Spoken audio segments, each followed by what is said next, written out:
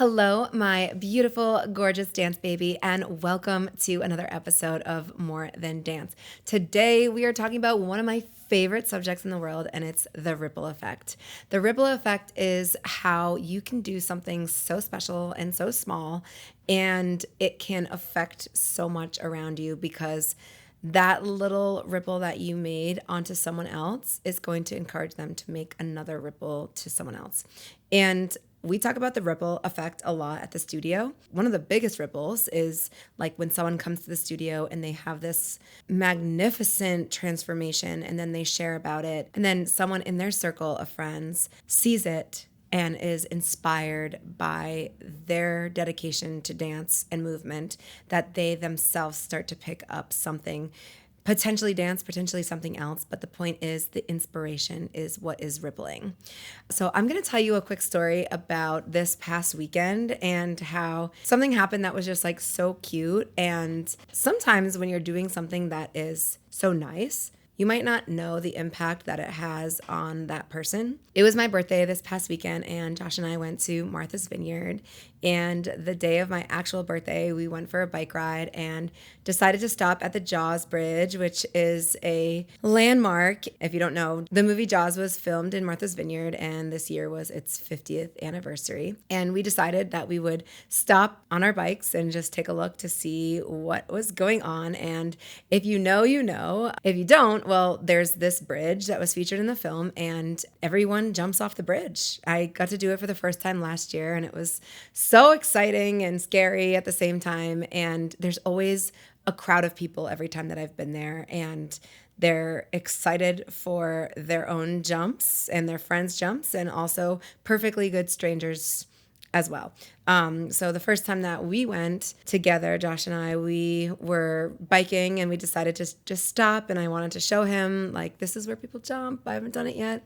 And there was this like 6-year-old girl, and she was standing, and she must have been standing on the bridge railing for like at least 10 minutes. It could have been like 20 minutes. And prior to the bike ride, I also was like, oh, Josh, should I take my bathing suit? And he was like, no. And I was like, oh, I'm going to take it just for like the just in case I need it. So I said to Josh, I was like, Josh, if she jumps, I'm going to have to do it. And he was like, all right. So everyone's kind of like watching her, and she's just like trying to do it and also not doing it at the same time. And it just became like known that, okay, well, everyone's got to just stay. And like, is she going to do it? So I ended up changing into my bathing suit, met another friend who had like the same birthday as I did, and his friend was going to jump. And it was just a really cute day, really cute experience. And I decided like, let's encourage her. So I was like, what if we just like start counting down from 10 to see if she jumps and like see what that does, right? Because sometimes you just need like the push. And it's funny because I kind of received this energy the first time I jumped off of something in Puerto Rico, where it was just like the camaraderie of everyone around you, like kind of like helping you feel brave. And, you know, because it can be scary. I mean, it's also like unnecessary. Like no one has to jump. You're doing it for pure like excitement and fun. So anyway, we count down from 10, and sure enough, she jumped, and I'm like, okay, well, I got to stick to my commitment and jump. And it was just like so cute, like, because I was scared. I'm scared of heights, if you don't know. And the way that people help you balance, like I was like, I'm really scared. Like, so like people put their hands out. So all these like sweet things always happen at the Jaws Bridge. Well, this past weekend we were there, and it was super cute. There's a giant group of high schoolers, and they brought a boombox, and they were playing music, and it was litty, and it was so fun. And Josh and I were vibing, and it was just so cool. So I just said to the guy who I thought was controlling the music, like, oh, do you have One Dance? My absolute favorite song still to this day. And he was like, oh yeah, like I can play that. So the song comes on, and I'm like excited, as I'm always excited when that song comes on, because it's just my favorite. And I start doing like my typical, which is I hold my phone in front of me and I start to like sing the song. And within a matter of seconds, like 6 or 7 or 9 of the boys like come behind me and they're like singing One Dance with me, and it's like super hype, and it's my birthday, and they're like, oh, it's your birthday, wait a minute. And then they put on this other song, which was like so special to me too, because it's just this song that I used to replay over and over on my way to student teaching when I was a senior in college. And it's the song Say Ah. I don't know. So then they put that on and they were like, yeah, it was your birthday. And they just made me feel like it was just special and cute and fun. And I felt really good. And I was thinking like, oh, that like one little act of fun. I mean, I guess kindness, but that one little act of like hype, or it was like them engaging with someone other than themselves. And I think that's where this comes in a little bit too, as far as the ripple effect. Like we can get so closed in on our own friendships and our own people that we like to see and talk to on a daily basis. And also there's so many other people that we could connect with if we're open to it. And when we're open, you never know what can happen, or what friendships can stem, or what possibilities could happen, or what events you could end up DJing like for a small little connection. And that actually has happened before, like making small connections with certain people and it leading to like either me teaching them dance in the future, or even, oh my gosh, this past weekend I was DJing and this girl comes up to me and she goes, I think I met you last year on the street. I'm like, that sounds like me, in P-Town. And I was like, oh my gosh. I was like, yeah, you were with like 3 other girls and like one guy. And she was like, yeah. And I was like, she was like, why? Wait, hold on. Like, why are you here? And I was like, why are you here? And it was so cute. And she was like, I think this is like my sign to like come to your studio because I've been thinking about it since we last saw each other, which was a year and 2 months ago. And it was just like one of those moments where it's like, you never know where you can make an impact or where you can make the ripple. Right now, let's just center in and just think of a time where either A, you were feeling the ripple from something else, or B, when you gave the ripple to someone else. So maybe you did something that made you feel good because it made someone else feel good, or maybe you just felt good from something else someone did. So maybe someone gave you a compliment, or maybe someone held the door for you, or maybe someone like let you cut in line because they knew you were rushing. And actually, like, I'm just thinking like, and this is kind of like my point is like, once you start thinking of it, you start to think of like all these positive, great things. And then you get on this roll of like, oh, yeah, that was so beautiful. Oh, that was so nice. And it's keeping our mind in gratitude, and it's keeping our mind in a feeling of positivity, which if we can stay in those energy waves, we're actually getting and receiving more because of the way that that energy works. It's kind of like the opposite of misery loves company. It's like high vibration loves high vibration. So when you're allowing yourself to be in that moment and be in that energy field, you're going to find that you're creating more abundance around you and more positivity around you. And it can start with you. So let's talk about first, maybe just a few reasons why it might be hard to do something like this, because I know that sometimes the intention is there mentally in your head, and then there's a chance that you might overthink it or overanalyze it, or perhaps be too shy to do it, even though part of you wants to do it. So we know that there is a huge, gigantic fear of awkwardness. I mean, that goes hand in hand with maybe the biggest fear for helping people start dance, and it's their fear of looking stupid, fear of being awkward.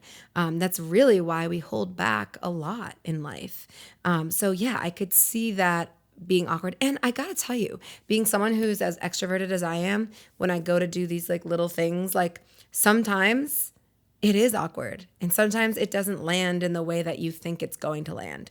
And what is so beautiful is to get so familiar with the feeling of rejection that hearing no is only more motivation for you to do more versus the opposite, which is you doing less because of your fear of rejection or your adversity to the word no. I find that like it can like stumble me a little bit where like something like goes like a little awkward or a little weird. Like I'm actually like thinking of one right now, specifically also on this same weekend. I like said something and like it just didn't land right. And it's like, it did take me a while to like shake it off because like I don't know. I was just kind of like kidding. Anyway, whatever. So it's hard to not get discouraged when especially something like that happens, because you can't really predict where someone is. You can only know where you are and your intentions. So 1, accept the awkwardness if it ends up being awkward.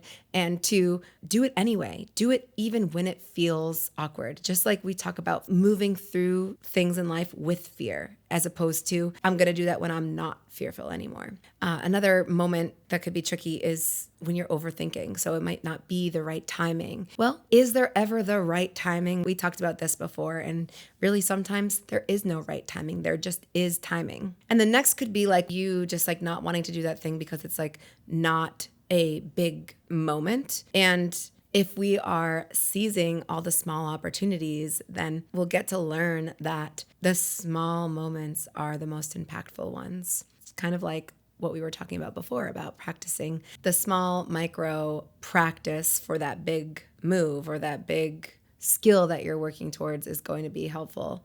Same as this, like you treating a everyday moment like it's a big moment will encourage big moments to happen. And it's quite honestly, that moment is not a small moment anymore once you make it what you make it, because now the memory of it is, wow, that was so impactful and that was so sweet. And then the other thing is sometimes the overthinking and the thinking about the timing and thinking about what will I say and the overanalyzing, that's creating hesitation. And when you're creating hesitation, you're pausing on what you feel you'll naturally do.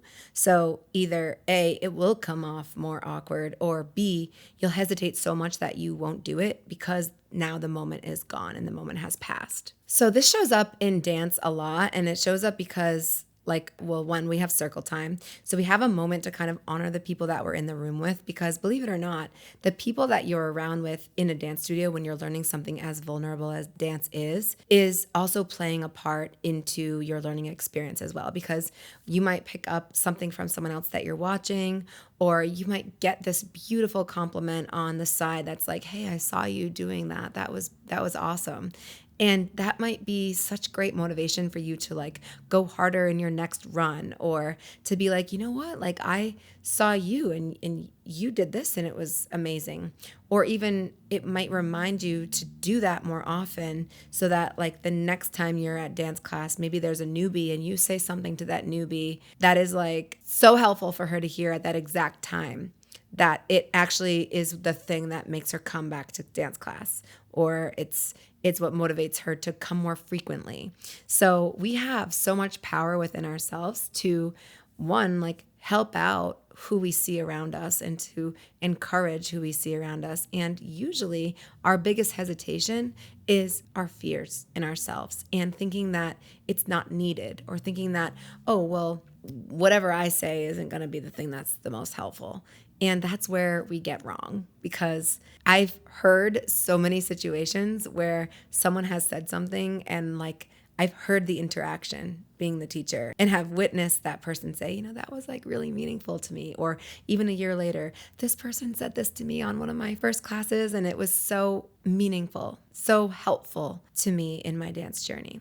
I think like also like complimenting someone is such a beautiful skill of being open. And it's again, like I do get that sometimes like people want to be introverted and they want to be to themselves, and maybe they don't want to strike up conversations with strangers in the way that I do on the streets of wherever I am. And I do get that. And I also get at the same time, what we are open to is what we receive.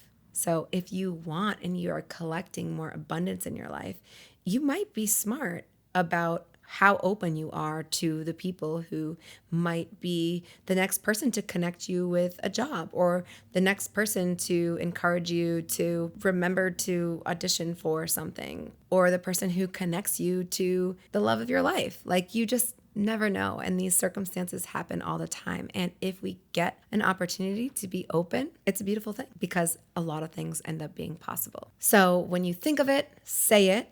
When you have a compliment, share it. And some of these things can be done without words, especially at the studio, like a high five or extra clapping or wooing or like a nodding. Like thumbs up. And that kind of energy becomes contagious. And that's where that ripple happens again, because they're like, oh, wow, she did that for me. Do you ever have someone who uses your name and you're like, wow, I want to like use their name too?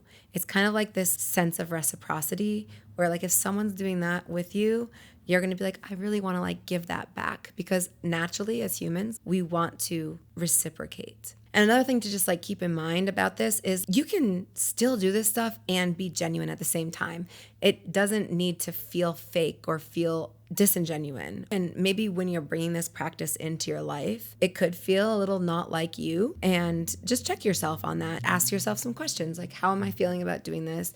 I'm kind of out of my comfort zone, reaching out to people, or this is so not like me, but I like it, or I like how it makes me feel after. You get to have those conversations with yourself. And the next is just to make it part of your routine. Make it part of like what you do on a daily basis. Like maybe you start a little bit slower by like doing one thing like a month that takes you out of your comfort zone in this way, or maybe you do it like twice a week, or come up with some kind of like commitment to yourself to try to embody this ripple effect energy and really pay attention to like how it affects your life and like what it brings to you. Because I know for me and Josh, like when we're out, like we have so many instances that create ripples, and it ends up making our experience. Like every time I asked Josh, like, what was your highlight of Martha's Vineyard? And he was like, probably the Jaws Bridge, like, because we had so much fun and everyone was just like acting as one. Like, even though they were all separate, like everyone was doing their own jumps, but like we were there for the cause, and we were there, like, we're all jumping off this bridge and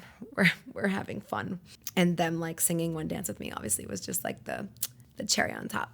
So I think what I'm trying to say here is you'll never regret making someone's day. You could, though, regret when you feel silent or when you feel like you could have done something. You never really know how far the ripple goes. And there's still things rippling right now from things that I set in stone years ago. And it's still rippling about.